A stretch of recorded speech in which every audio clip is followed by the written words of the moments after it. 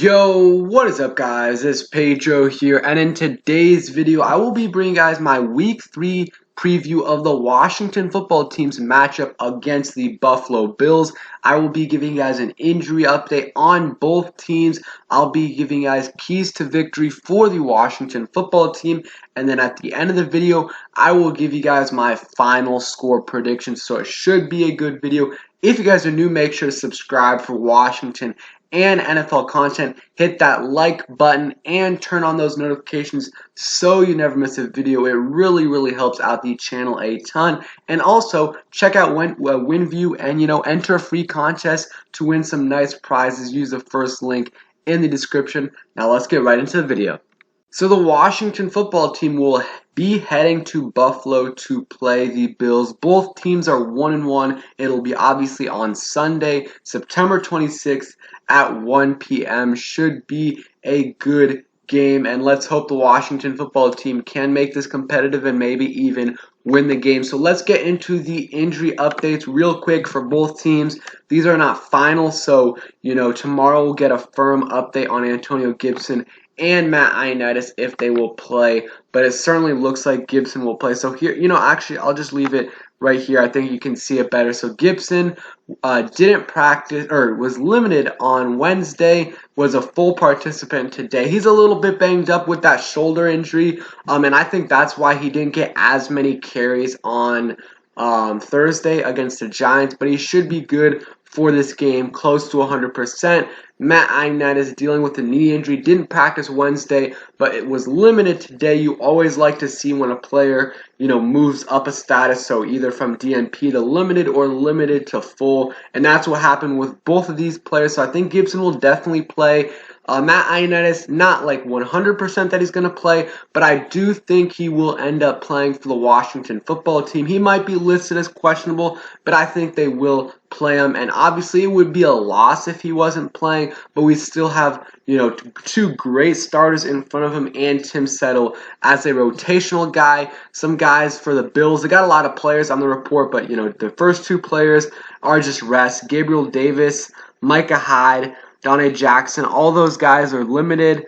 Star Lutulele and Levi Wallace, all those guys also limited. Some of those guys are contributors to them. Micah Hyde is a really good safety. All these guys are limited, so I think most of these guys will play. Maybe Star Lutulele will not play. He was one of Ron's guys before. Remember, we have to think about it. These staffs are both very familiar with each other, because the Bills head coach Sean McDermott worked with Ron Rivera in Carolina, I believe, as his defensive coordinator, and Leslie Frazier, the Bills defensive coordinator, worked with Ron Rivera as well, and I assume there's a bunch of assistants on the Bills that worked with Ron Rivera as well. So I mean, they know each other really well, because of course Ron has a bunch of guys that were in Carolina as well.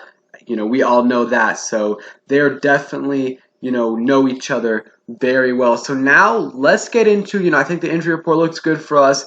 A very, small amount of players. Only 2 players out, on the injury report. I love that. They've got a bunch, but most of the guys are limited. And, the players that did not play, it's mostly because of rest. All because of rest, and maybe 1 or 2 guys will miss it, but it looks like every player is going to play, except for maybe a couple of those guys that are limited. So some keys to victory. So, the penalties, offensive penalties, defensive penalties, we have to be able to clean this up. I mean, we gave up way too many penalties in the Giants game. We had, roughing the passer, which was questionable, but still you don't want that to happen. We had, some pass interference calls. We had a holding call and an unnecessary roughness call. We had another unnecessary roughness call on special teams. You just can't have that and expect to win every game, especially against a team like the Bills,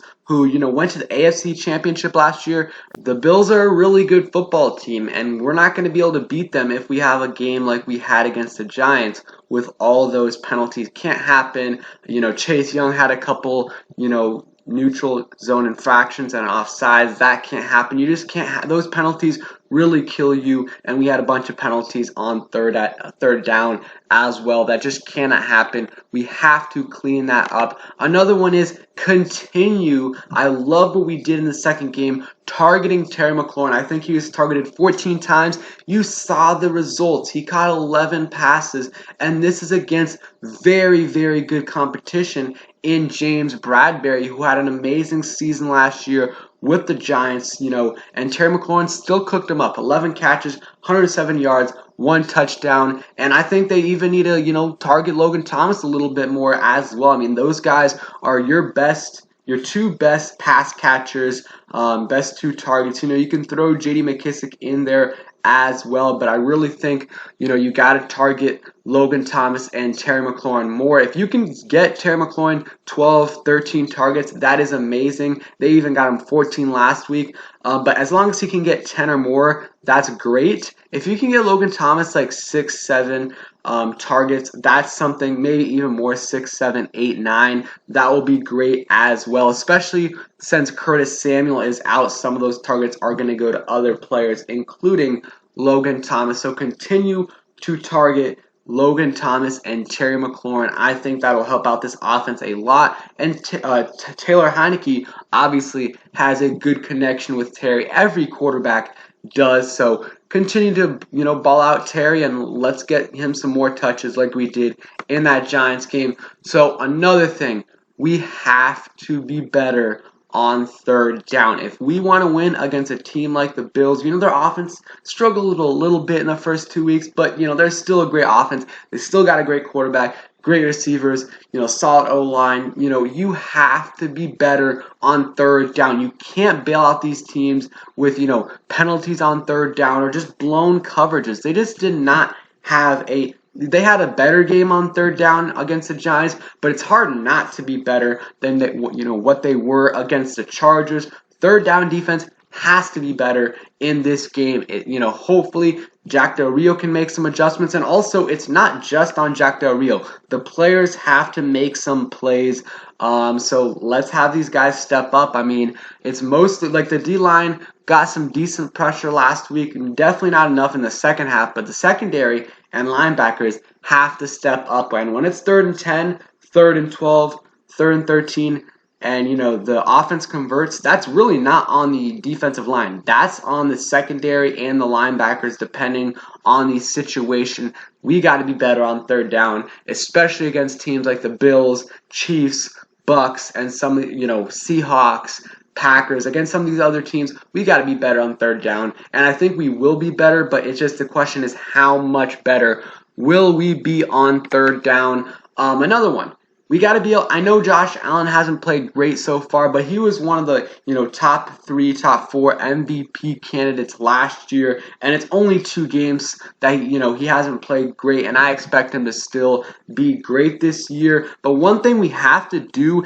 is we have to be able to contain Josh Allen in the run game. They did an awful job containing Daniel Jones on Thursday with the read option or run pass option. We just could not contain him at all, and he had like 10 rushes for 95 yards and almost a touchdown if it weren't for that holding call. So we have to be better against the read option, or even when we get some pressure on the quarterback and it forces Josh Allen to step up or roll out.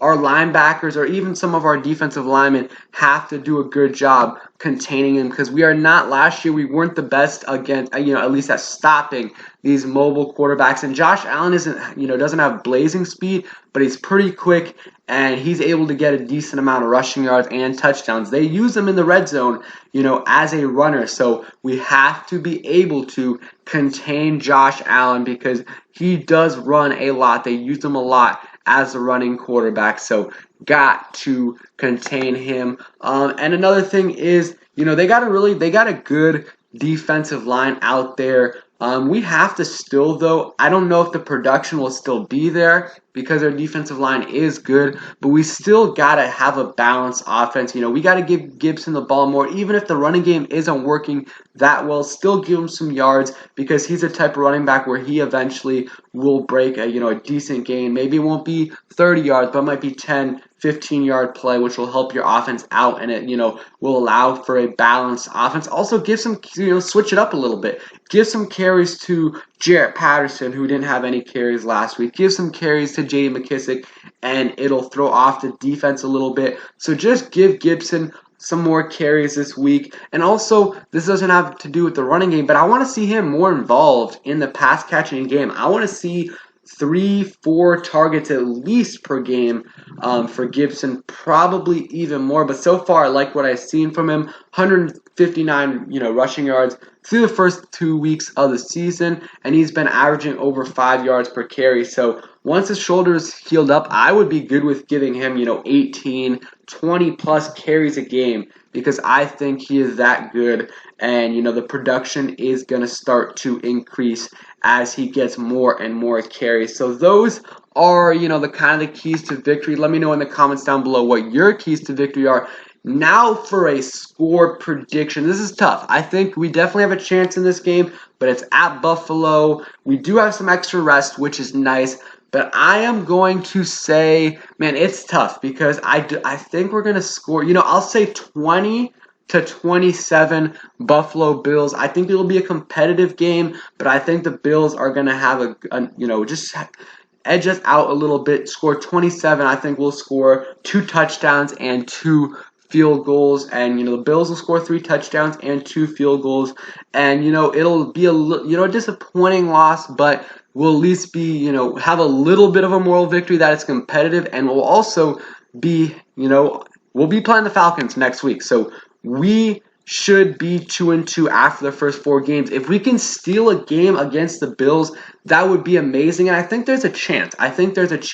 Our defense just has to, if we want to win this game, if we want any chance of winning this game, our defense has to play at least average, but probably they're going to have to ball out. I'm excited to see what Taylor Heinicke can do in this game.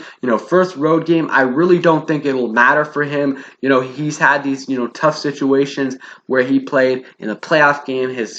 He started in that game, played amazing against the Super Bowl champion Buccaneers. So I don't think the, spotlight or, the stage will be too big for him, even if it's in a road game. I think he'll be fine, but I'm excited to see if he can stack good games. That's what we want to see. If he is a potential long-term option, he has to stack these good games together. So excited to see what he can do, but the defense has to help him out if we want to win this game, and they haven't so far when Taylor Heinicke has been playing. So let me know down below your score prediction for the game against the Bills. Thank you guys for watching. Hope you guys enjoyed the video. If you did, please hit that like button, subscribe if you guys are new, and turn on those notifications so you never miss a video. Peace, guys.